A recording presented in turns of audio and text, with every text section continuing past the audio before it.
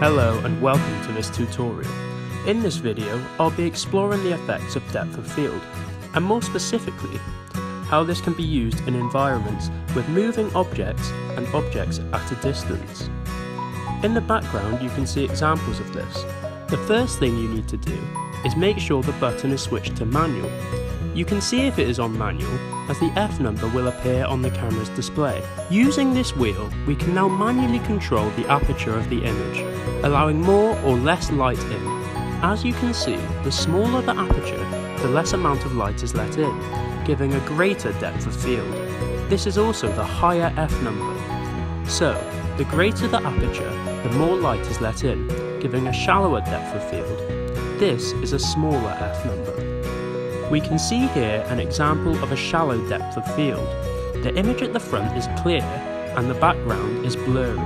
Here we see the opposite. The image at the back is clear, however the foreground is blurry. So this is how it works. The lower aperture allows less light down the lens, so objects further away become flatter. The higher aperture and F numbers allow more light in, therefore able to focus on images further away and make the foreground shallower.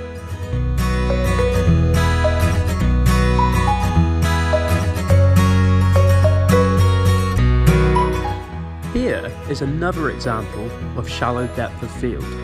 Notice how the background looks flat, but Will looks crystal clear.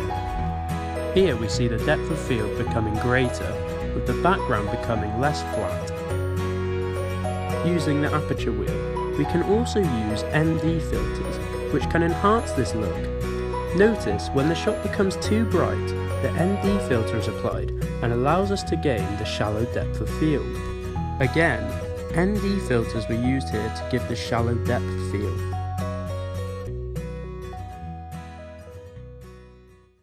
Here we can see the change from a shallower depth to a much greater depth of field.